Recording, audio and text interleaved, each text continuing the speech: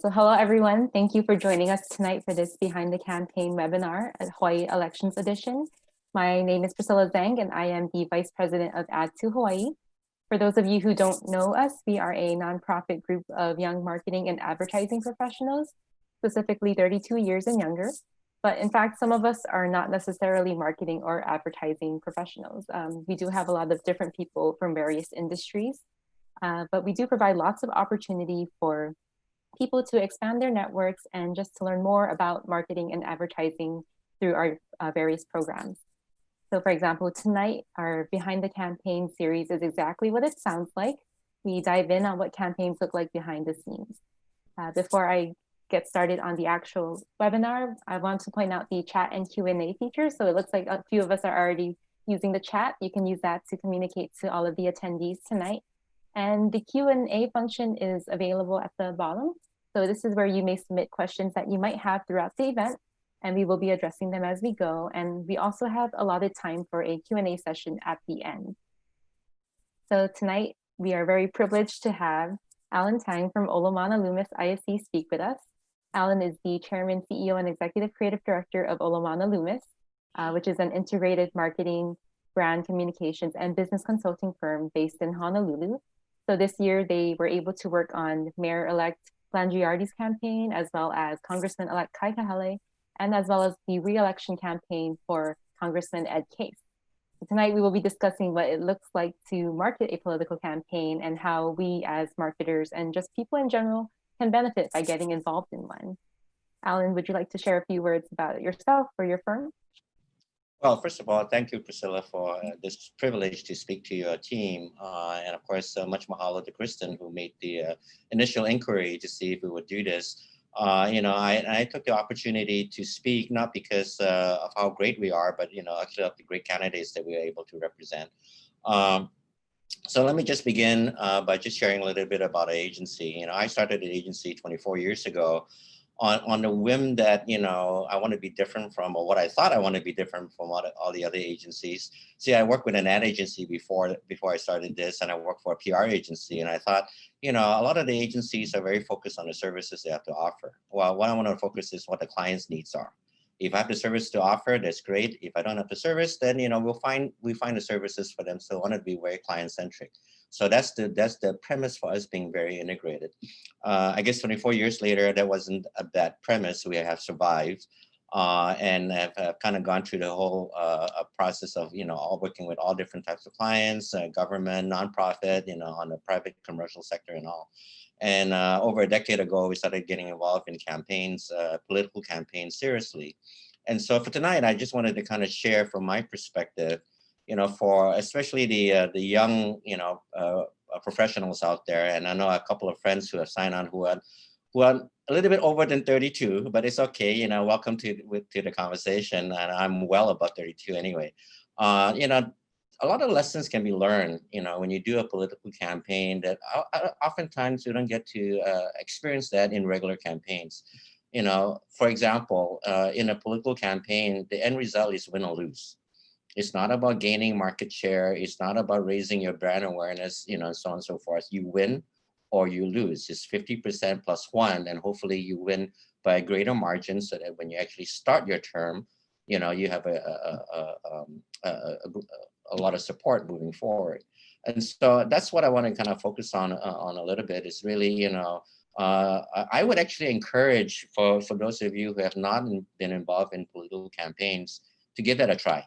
Volunteer for the next one, be part of a team and get that experience. The first one I was involved with almost 40 years ago, I went to a Chilean rice fundraiser, right? And you just kind of get exposed to how things are and you start observing.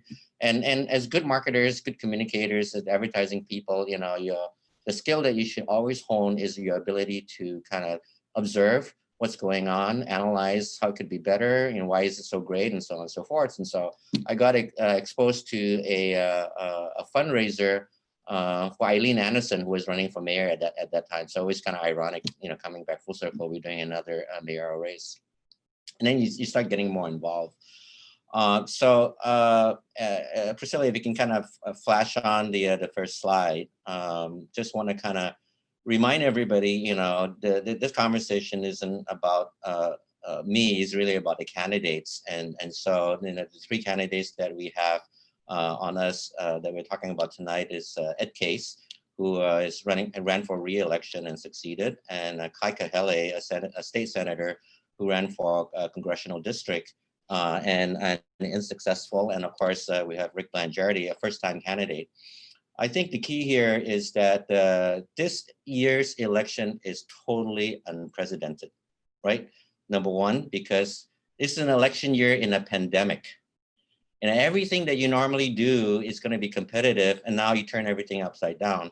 But one of the greatest outcome of this year's election is that we have the greatest turnout.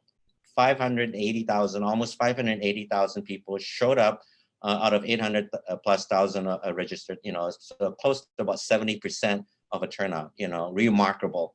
About 66% actually, did the mail-in vote. And of course, those 28, almost 29,000 people who decided to vote in person, which meant that we couldn't get our first readout almost to close to midnight because there was such long lines at Honolulu Hale and Kapolei Hale. But you know what? I'm glad people showed up and voted, because that's extremely important.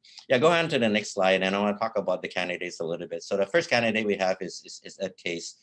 He won, he took in 64.7 votes, and that's pretty remarkable. Case, as many of you know, has been in politics for a while. He started as an attorney and ate for Sparky Matsunaga on Capitol Hill, and then came back and spent 4 years as a state representative. Then he ran for governor and lost. He lost that year to Mazie Hirono, who actually lost to Lingo.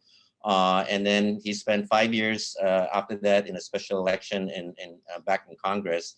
And then he tried to run for Senator Caucus seat, was unsuccessful, and a couple of other elections. And I was part of those later ones where we lost. And so, there are a lot of lessons to be learned in every campaign. Of course, you always want to win, but the defeats, are, though painful, also possess a lot of lessons to be learned. The one thing about Ed Case, well, we knew he was going to run for election, but 2 years ago, after being out of politics for a while, he was the senior executive at Outrigger Hotels. He gave me a call in the morning, and basically, he woke me up. He didn't realize I was actually in Tokyo at that time, so it's like 3:30 in the morning, and he says, "Alan, I'm going to run." I'm going like, what? He's, after all this time and a successful career as a private attorney, he decided to run. And I shared this publicly. And so the first thing I said is, "What did Audrey say?" Right? And I think what Ed proceeded to inform me was that I think the time is right. And so this is one of the things about the candidate, is really looking at the marketplace and understanding how everything works. And he was right. The time was right for him to come back. It was a time where, he had to, run against 6 other people in a primary, and that was a tough race, and he was successful. And of course, he's back again this year to be reelected. The reason why I selected this slide is that, market research, and we do a lot of it, is that we know that Ed Case has a pretty high name recognition. So that wasn't the issue. Our campaign wasn't to make people realize, the name Ed Case. What we wanted to do was really take a look at how well people know him and what he has done for our state. And of course, what have you done for me lately is we'll focus on the last 2 years, particularly this year, his role in the House Appropriations Committee and sending billions of dollars to Hawaii. And so of course, we did the traditional advertising, but the key piece that was most successful, in my view, was really sending out emails. And this is only part of the email that you see that listed a lot of his accomplishments. So when you have high name recognition, people want to know that you can do the job and will continue to do the job. And that was basically our message. Keep that case in Congress so that he can continue to do his job. Next slide, please. The next person I want to talk about is Kai Kahele. And Kai, yes, he is a politician, but he's only held a state senate office for 4 years. He came into that process because his father, Gil Kahele, passed away. And I've been a friend of Gil for a long time. In fact, we had worked on Governor Abercrombie's campaign in 2010, and Gil was one of the people that was helping, and young Kai at that time was helping out. I remember that he was running an errand. I just come back to the office and he was running out, and I think like, wow, who's this good looking Hawaiian guy that just made a delivery? And of course it was Kai, who was running an errand for his dad, who were passing on some campaign information. Kai has been, he works 3 jobs. He's the pilot for Hawaiian Air. He serves in the Air National Guard, where he's lieutenant colonel, and of course he's a state senator serving the Big Island of Hawaii. And he threw his hat into the race to run for Tulsi Gabbard's position. And when he made the decision, Tulsi has not, decided, whether she's going to run for the same office. She was actually running for the president's seat. And so, name recognition, statewide name recognition was very important for Kai. But given the pandemic, that was a challenge. And some of you may not know that as part of the National Guard, he actually responded to the call of duty. So talk about it first. We were working on campaigns where, in the middle of a pandemic, but we're also working on a campaign where the candidate was missing because, as a guardsman, he's not allowed to campaign while he's on active duty. So, much mahalo to Kahele Watson, who was the campaign manager. We all huddled, and we knew that it was the date he was going to be called to active duty, and we got all of our ducks in a row so that he can serve with peace of mind that we will run the campaign in his absence. But of course, as soon as he was off active duty, which was on the primary day, we mobilized a very active general campaign, and this is where social media really comes into play. I know a lot of folks have been saying, social media is really the key. And this is actually a campaign that demonstrated it. What you see are really the talk stories that we created. How can we get Kai in front of people when we can't bring people together? And let's remember that he ran for Congressional District 2, which includes rural Oahu and all of the neighbor islands. So not only was it hard to get in front of people, it was also hard to do travel. And so we started with a series, and the first, a series of town halls, that talked about different issues, but we also did a series on all of the islands with all of the Democrat candidates on all the different races to talk about issues. The first one we launched was a story with Kai and Maria, and that garnered over 11,000 views. And this is one of those important things where, when your candidate lacks name recognition around, people really want to know who he is. And so we thought, it'd be a good time to actually have both Kai and Maria have a conversation, and they can talk about each other, but more so about the values that Kai grew up with and who he is and how he would service as a congressman because of his values. And so we felt that, of course, we did advertising, everything else. I'm only highlighting one thing that I think is extremely pivotal in terms of the campaign. Let's go on to the next slide. So it sounds like, it looks like Rick Blangiardi and Ann Botticelli just joined our webinar, but no, this is just a screenshot of the video that we did. And this was a hotly contested race in the Honolulu mayoral race. Started with 15 candidates, Rick and 14 others, and got to be highly competitive. And Rick is a first-time candidate. He's a very experienced, businessman. And had been in Honolulu for a long time. I've done amazing accomplishments. But when it comes to getting votes, that's a whole different ball game. And so, he actually was blessed with pretty high name recognition, but he's a new entrant to the political space. And so this was a video series. It's basically a Zoom call. Ann did it from her home, and Rick did it from his home. And it was a conversation about the life of Rick Blangiardi. How he came to Hawaii, how he grew up. They both came from Italian families, so they talked a little bit about family values and such. And this was posted, and this is one of our most highly viewed videos, because people who are really interested in the race are really interested in understanding the candidates.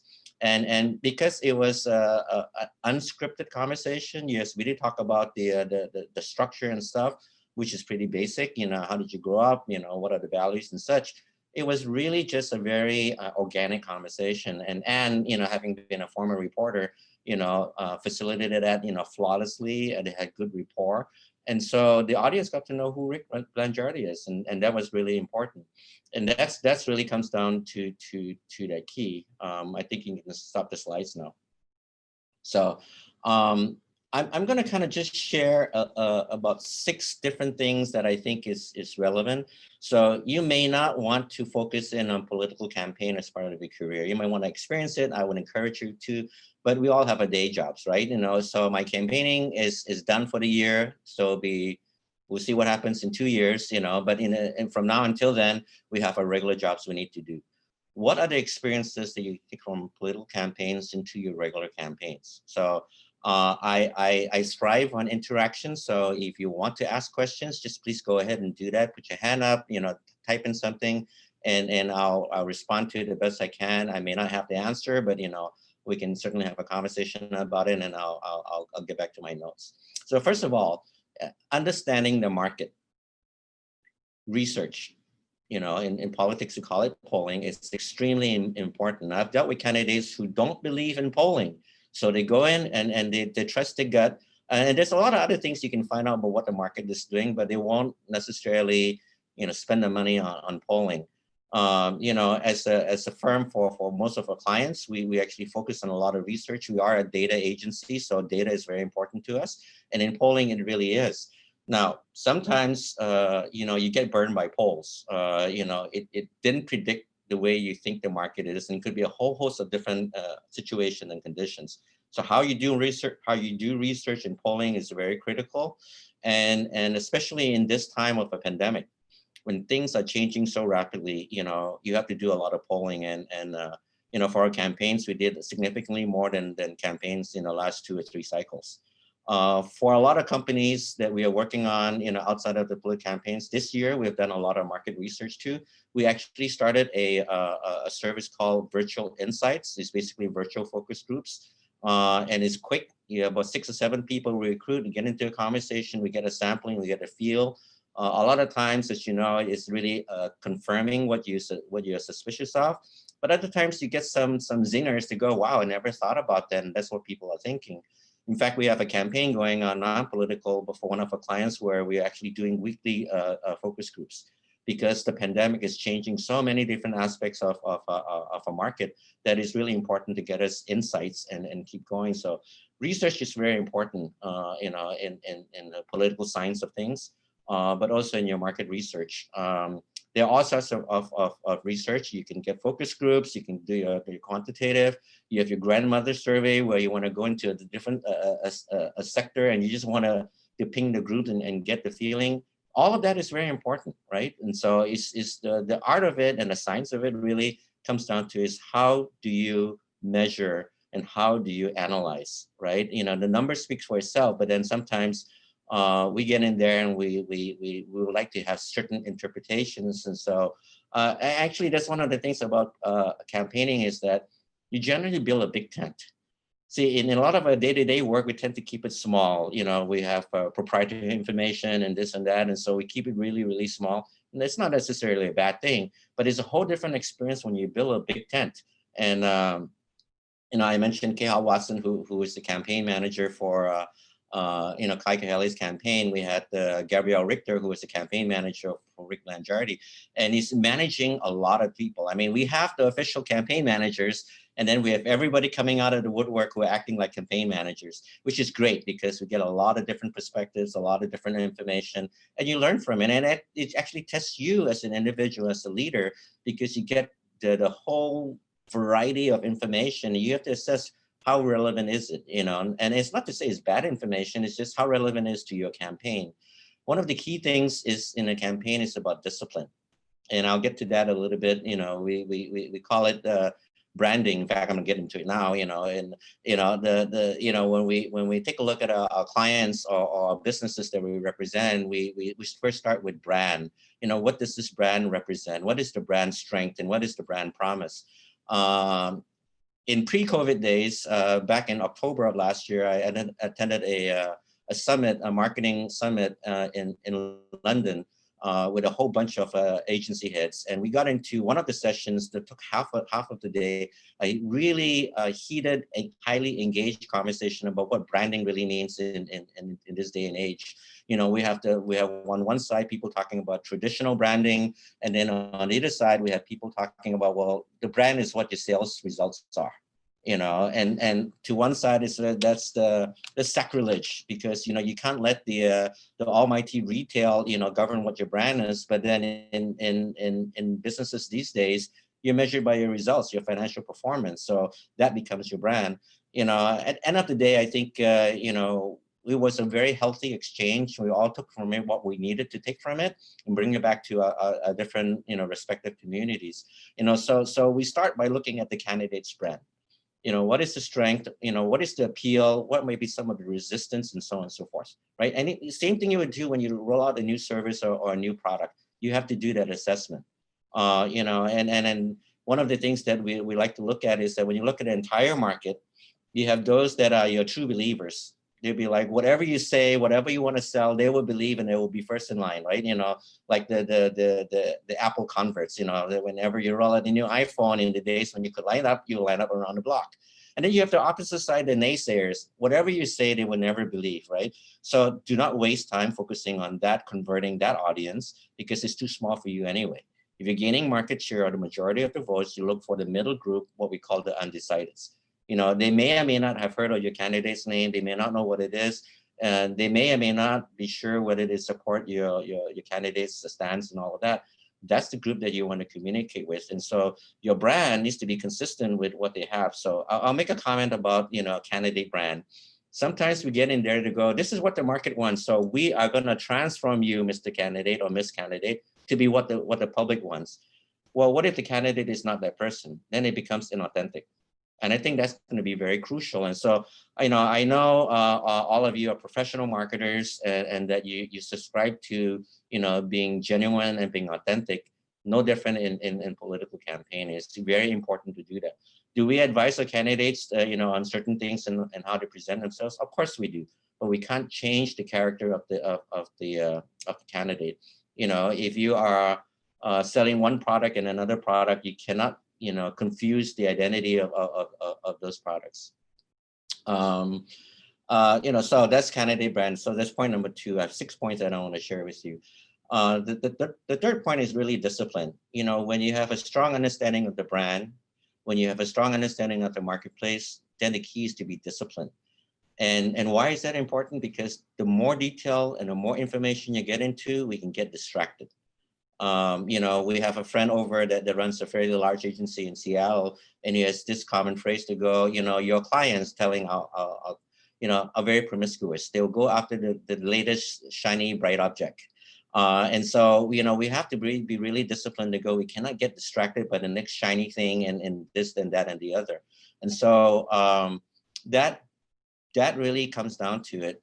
One of the things that on all of these 3 campaigns, and all 3 candidates ironically had the same philosophy, is always play to your strengths.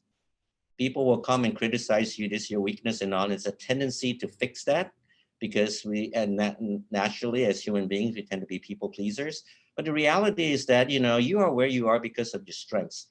Play to the strengths. You know, yes, we got to be aware of our weaknesses and how we may not rub people some way, but they are here because they have done some things right, and just play that up. And that's the discipline part of it. And sometimes in the middle of a campaign with the myriad of voices coming out of the woodwork, it's hard to stay focused on that. And I'm pleased to say that, you know, all 3 candidates, they know themselves really well.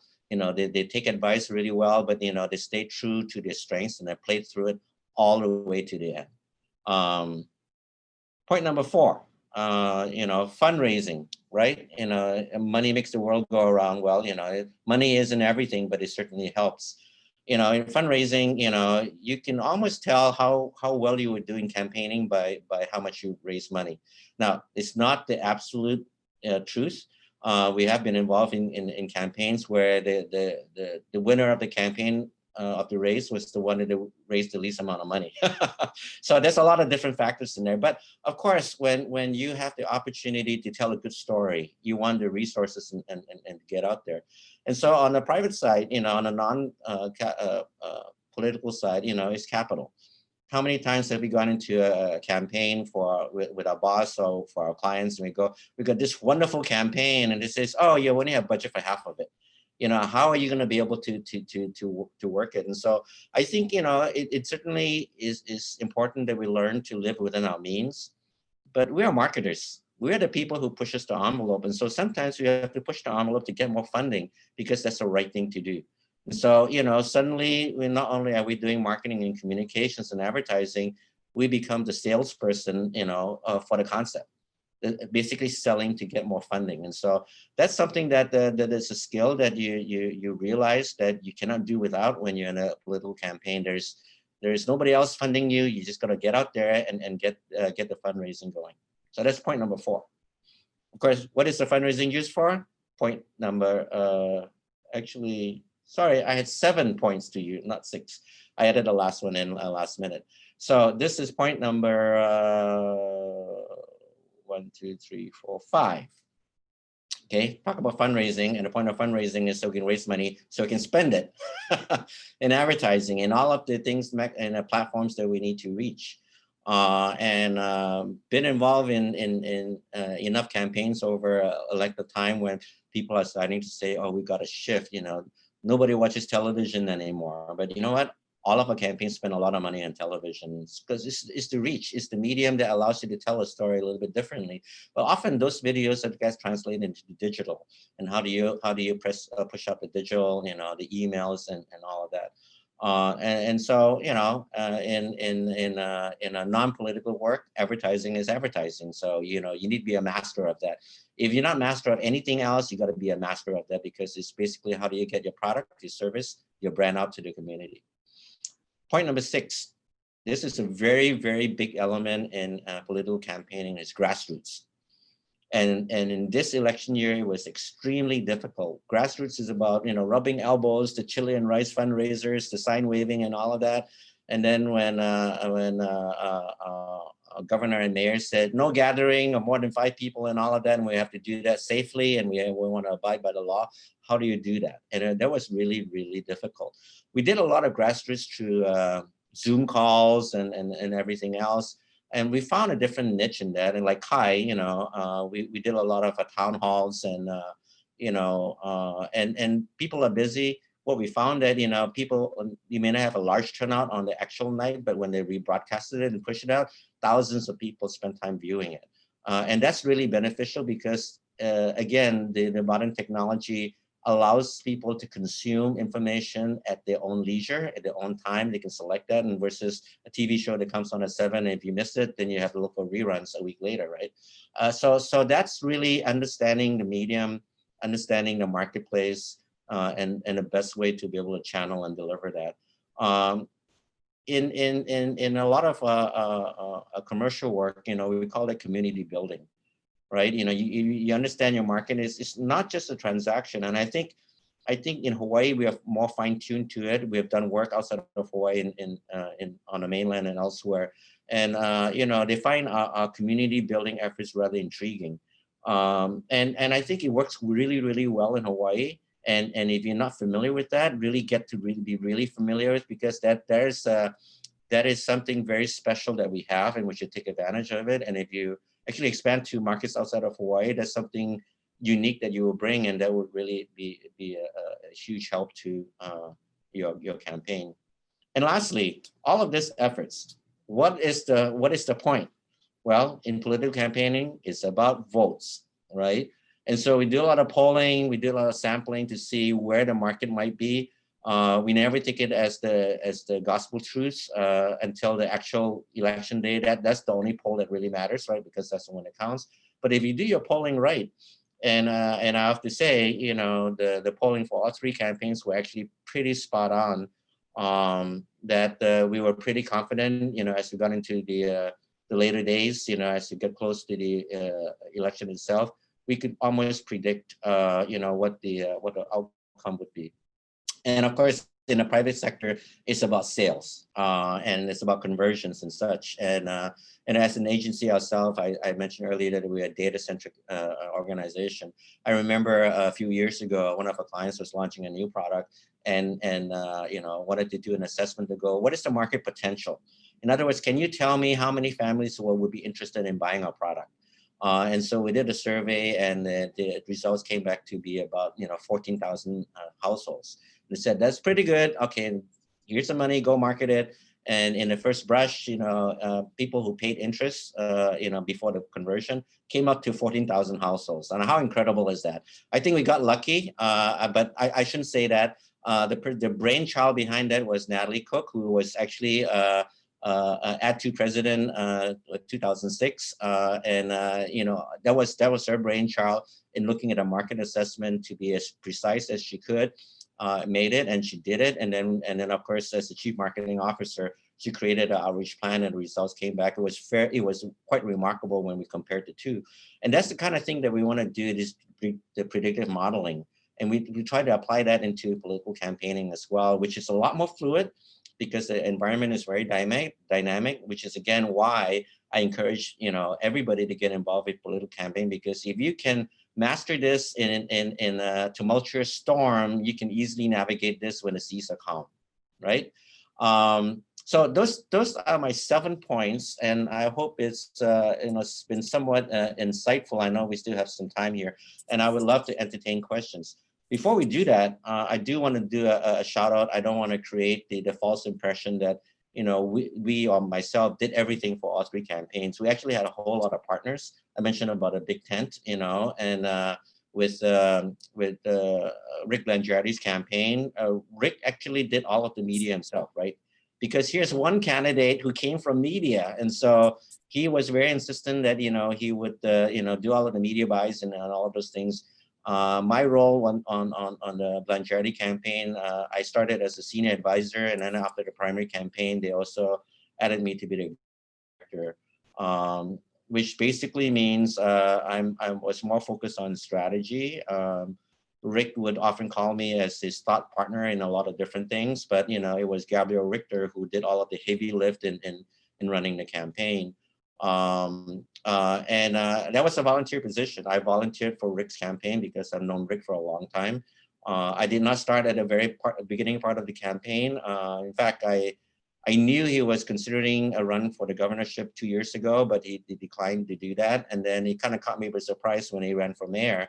And so I reached out to him, and we just started a conversation and invited me to join the campaign. Same thing for Kai. Kai started really early. He was anticipating a direct run against Tulsi Gabbard. And so he was really amassing the staff, and we came out early in the year. Seems like we came out on all of the campaigns right before the pandemic, and then boom, we have a new situation we have to work with. But it was really, we were a paid agency, but we managed all of the communications for Kai, which was really important. And one note about communications, it's not so clean cut as maybe in the corporate world. You can't be a good communications director if you don't know policy, and to know policy, you need to know what's going on in the community and such. So that's again one of the benefits of being involved, is that you get to see the bigger picture. And sometimes in our respective jobs, we don't get that opportunity, right? And so this is one of those things that you can get involved with that. And even on Kai's campaign, Kai campaign headquarters was in Hilo, because he was very focused on the neighbor islands and the rural community. So we work with a lot of, because his station is there, we work with a lot of other agencies. Design Asylum, did a heavy lift on the website, and they did a fantastic job. And Techie3 is a video company on the Big Island, provided a lot of visual assets that we worked on. And I just want to go back to Rick's campaign. While I was involved in a lot of the strategy and messaging, we later brought in during the general campaign, Jen Armstrong, who has her own agency, to manage the communication. So there's a lot of people that they are involved, and I don't want to give the impression that Alan or Olomana Loomis did everything. We are fortunate to be involved in all 3 campaigns, but we certainly didn't do everything in all 3 campaigns. A lot of good people in town. And my last little speech thing that I want to share is, I've seen a lot of gone through a lot of campaign over the years, but I'm seeing a lot of mainland agencies getting into a local politics. Nothing against mainland agencies. We work with several of them as well, but I would like to see more, local resources, because these are local campaigns. This is for the local politics here, and we'd love to see a lot more local practitioners get involved and get good at political campaigning. That's very interesting because you would think that mainland agencies would have a hard time actually trying to understand the people in Hawaii and how they may sway towards a certain candidate. So it's very interesting to hear that they're actually coming in. I did have a question on your second point about the sort of brand awareness of the candidate and how you don't really want to focus on the two, far ends, but you really want to focus on the group of undecided voters. How did that come into effect this year when there was such a huge record turnout? Many people were voting for the very first time. And even just this year, it felt like the political state was very divided, especially on the mainland. Did that translate over here in Hawaii? How did that affect the communications or messaging that the campaigns have to deal with? That's an excellent question. So, just to go back to the three parts of the market, if you will, we actually don't want to ignore the extremes. The closest ones to you, we call it our base. So we don't want to erode the base. We need to steward the base, and they could be our amplifiers, if you will. So, they're very, very important to us. But yes, the main focus is in the middle of the undecideds. There were several parts to your question, so let's see if I can remember all of it. Yes, this year, because of the presidential race, it's been very divisive. And locally, it's kind of played out as well. The mayoral race is not a party race, but some of the candidates have actually played the party card. We monitor. That's why we poll and research, and we see if those tactics are working. And again, remember what I said: play to your strengths. And if your party card is a strength, then play it. If it's not, don't play it. Because a lot of times people say, you got to dumb it down to the electorate. I actually take the opposite sense. Our electorate are very, very smart. Now, they may not know the mechanics and science of politics and political campaigning, but they vote with their heart. And so if they don't feel right in the gut, you lost them. And so that's very, very important, for us in really understanding, how authentic is the message, and how authentic is the candidate. So when we take a look at a brand strength of a candidate, it's really the authenticity. How can we really deliver that? Because end of the day, it's all about trust. You're trusting somebody to be your leader. And when you talk about your private sector work, it's kind of like, are we trusting this company when they release this product or this service? Because I'm exchanging money for it, right? Am I going to get the value coming back? So a lot of things that we commonly discuss, but definitely things that we should pay attention to. Did I touch on all the different aspects of that question? Yeah, you did. It's very interesting because it reflects how much similarities there are between political marketing and just our usual product and service marketing.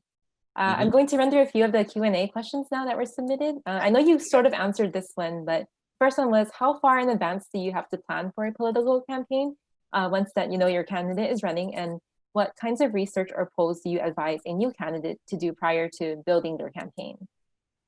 So, the ideal would be as much time as possible. So Kai Kahele, did the planning, last year, and it started with an exploratory committee and started looking at the field, whom else might be jumping in besides Tulsi Gabbard and such. When we did the 2010 campaign with Neil Abercrombie, he was in Congress at the time, but he has a heart set on coming back. It was a year and a half, almost 2 years, before the election that he started to assemble the local team here. He was still living in DC at that time. So I would say as early as possible. But then, I've been involved in campaigns like Ed Case's in 2018, which was, he decided to jump into the race, or at least he told me was right before you have to register as a candidate, right? Shortly before. And so we had to scramble. The nice thing about Ed is that, he's seasoned. He knows how to do things. We have very robust conversations, and he's a good listener, but he does have his own opinions, which I actually respect. And Rick's was also fairly short. You know, he came in, I think, if not the last, as the last candidate. No, Mufi came in afterwards. But you know, the field was already crowded by that time. And so, you know, the simple answer is as early as possible, so you can do your exploration, do your assessment, and you know, move forward from that standpoint. All of the key elements that I mentioned, I actually have a chart that has 17 different elements in there. So if anybody wants to run for office, I'll share that with you. Those are the considerations you have to take into account for, because you know, early on in the game, you may not be engaged with it, but you better be quite well versed with it by the time you get into the heat of the campaign. I see. It does take, you know, sometimes years in advance, right? All right. The next question we have is, did you ever have a situation where the candidate's messaging or strategy needed to change midway or throughout the campaign? Yes. Let me put it out this way. I did mention about discipline. Changing a strategy midway. I mean, we adjust constantly, right? But when I think the question meant was, when you change, it's almost like an about face. It's very distracting to the electorate. You know, once you make a commitment, it's really hard for them to go, wait, I thought you were this and now you're that. So not to say it's impossible, but it's really distracting for the electorate. So that's why, you know, early planning, being very honest, you know, the candidate being very honest with themselves, and you as part of the campaign being very honest with them. Look, I don't think we always come to the table agreeing to everything. And we shouldn't expect that. But we should come to the table, you know, with very honest, you know, discussions, and then we work through that. And that will create the strength of your campaign. I heard this saying, I can't attribute it to myself, you know, how a person campaigns is how they will govern. Right? So you look at the candidate, and if they know everything, well, they better know everything. But most people don't, right? And how do they encounter, you know, a different thought, a different process, and all of that? And you vet through that. The first part of any campaign, whether it's 2 years before or you know, the first month of a 6-month, you know, process, it's got to be very intense. This way, you put everything on the table and you put it out there, because ultimately you want to win, and that truth is going to help you win. The other thing too is that, you know, we tend to pick candidates that we believe in, not because we just want to win, but we believe because, you know, the power of what we do. So marketers, this is our creed here, right? We have so much power in our hands. We should do good with it. So, you know, we can, you know, work hard to get somebody elected. It better be a good candidate. So that first initial part of it is very important. Well, they vet our services, but we vet them as a candidate. Oh, I didn't think it went both ways. That's a very good point. And it does remind me of what you said earlier about gaining the trust of the people. You know, if someone changes their messages a lot, of course, you're going to lose them because they're not going to be trustworthy of you. Very good point. Okay, our next question. You kind of talked about it in Kai Kahele's campaign with the social media talk story, but how has social media played a role in recent political campaigns? Oh, it's a huge role.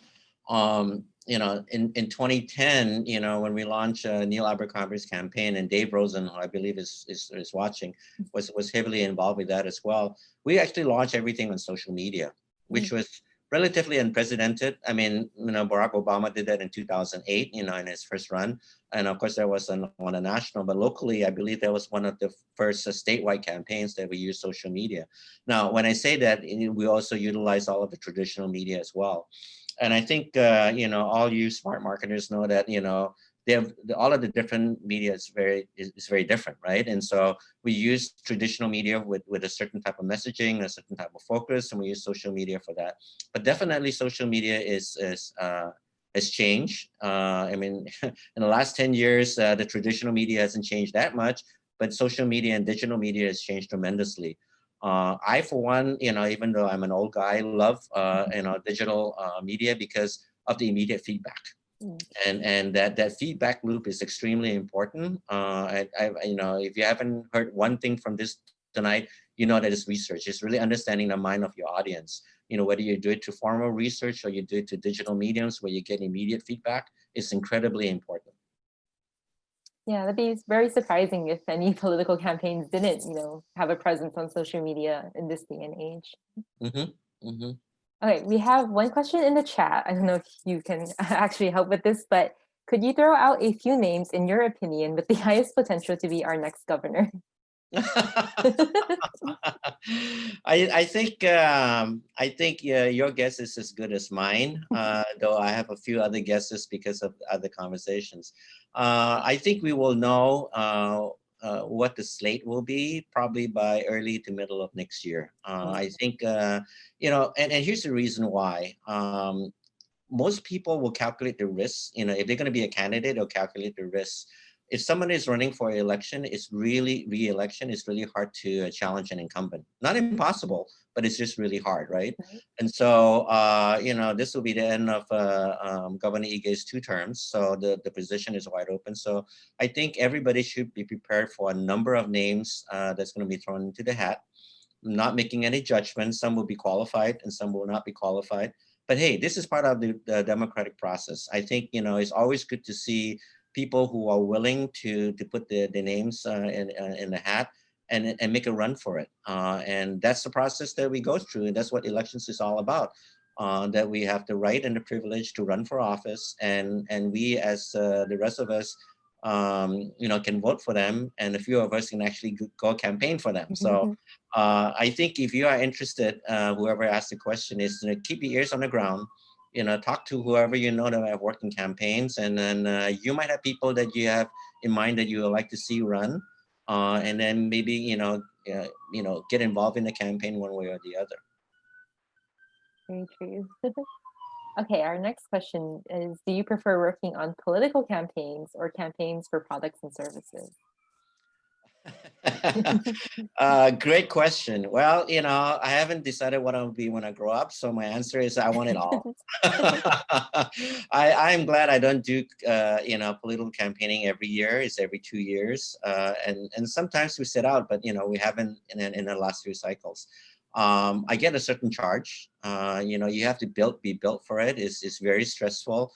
It's very demanding. For all different reasons to work on political campaigns. But the reason why I want to get involved in political campaigns, besides the challenge, is that I get to be involved with how we can improve our community.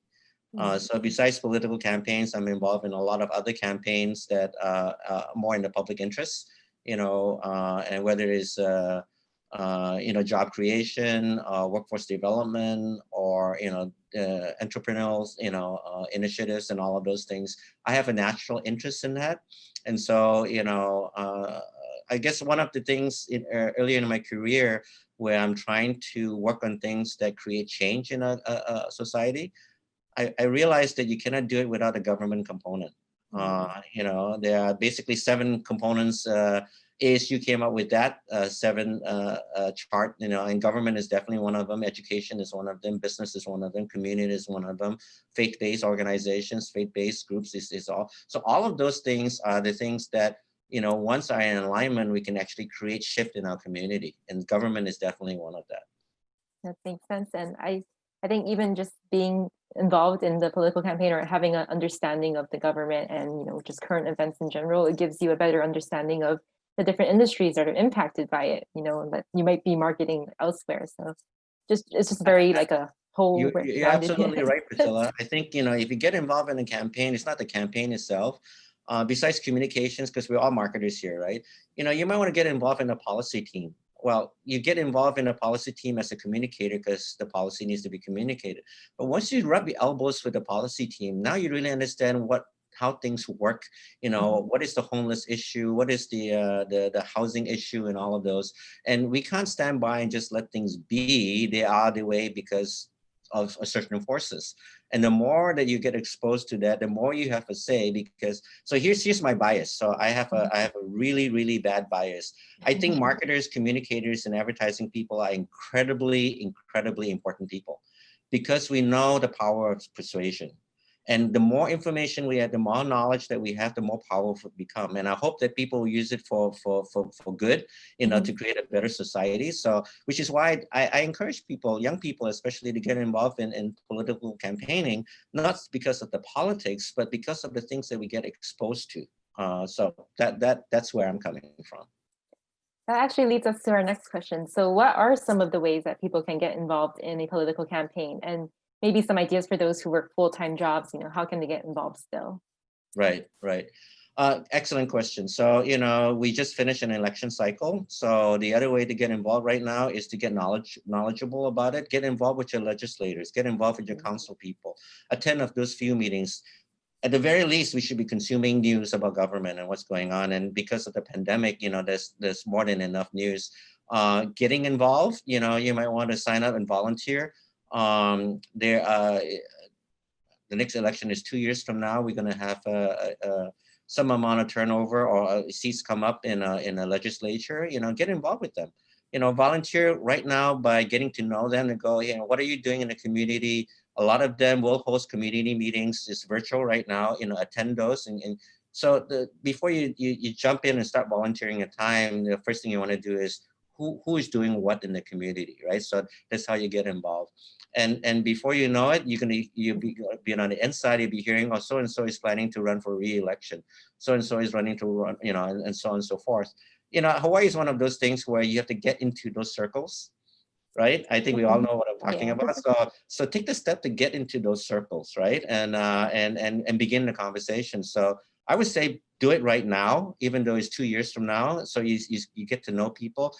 One of the nice things about campaigning is not only do you get exposed to a lot of different policies, but all of the different people around town. My Rolodex is huge now just because of the number of things I've been involved with, and it's all great. Yeah, there are very many different ways. All right, the next question we have is, how did you folks perform the closest to accurate polling in advance of Election Day, given that it's fluid? I'll come again. How do we conduct what? How do you folks perform the closest to accurate polling in advance of Election Day, given that it's fluid? So if the intention of the question is, do we have a crystal ball? No, I don't think anybody does. And so I don't think any polling would be accurate to that degree.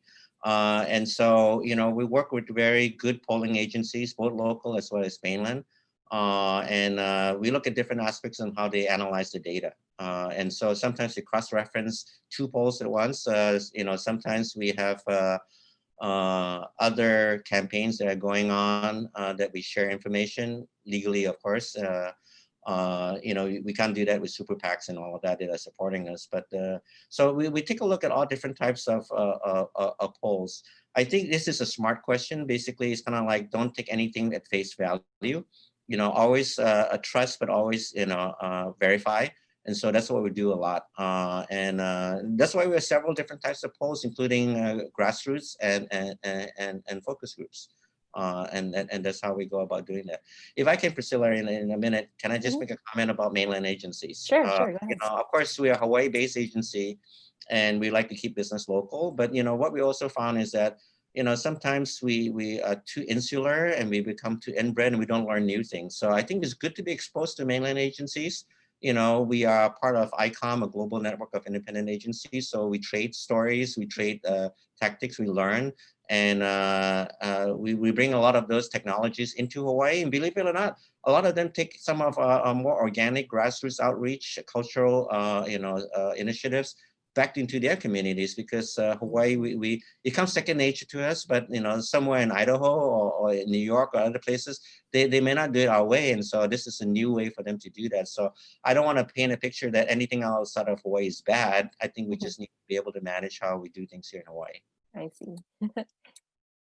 Okay. Our next question is, if partway through a campaign, the signs point to a candidate not showing well, to a point where it appears likely that your candidate will lose or your client will lose, how do you advise your candidate?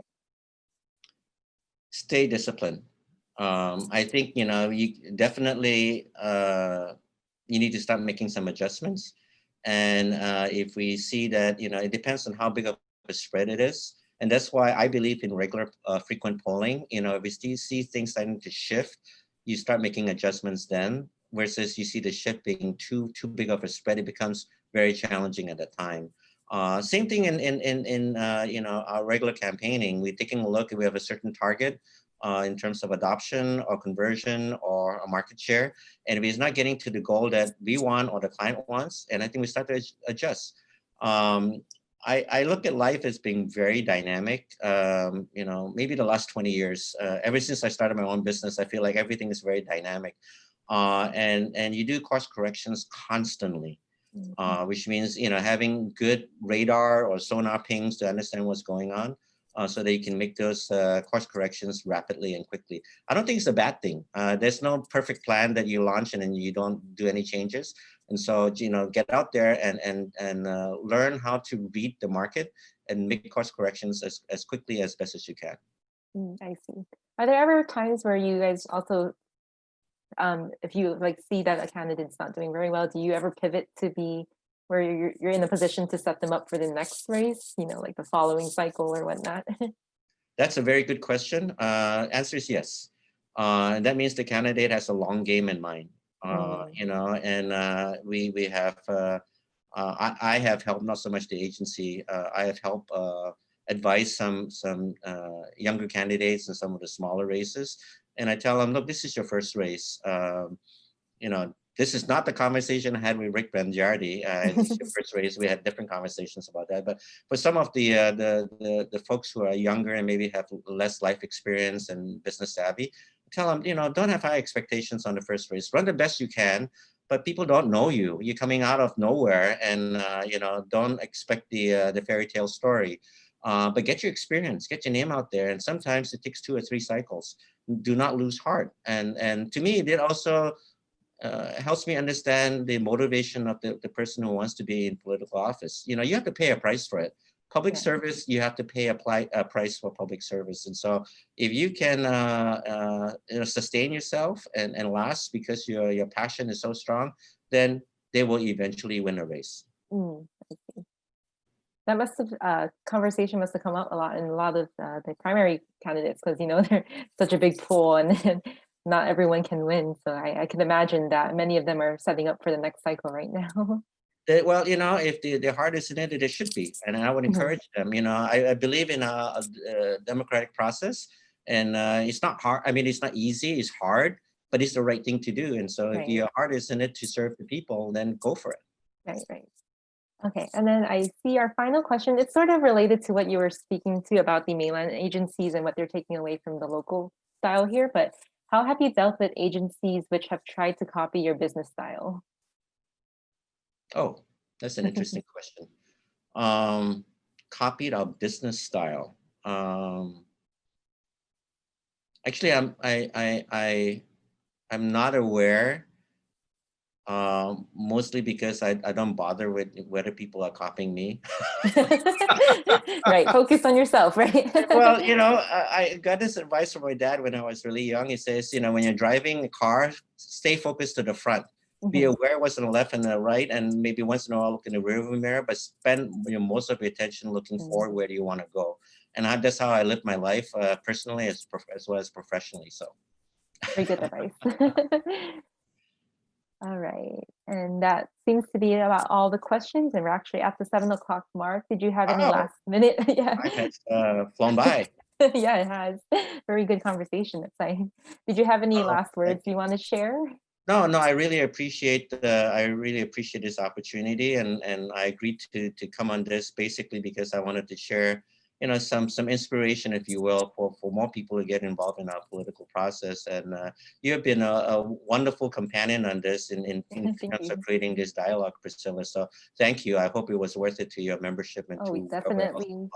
Thank you, Alan. We were very privileged to have you speak to us tonight, especially this evening. So thank you for sharing all of your insights. We do have this webinar recorded for anyone who wants to reference back to it, and also for our other members who weren't able to join us tonight. And so we will be following up with everyone with a copy of that afterwards.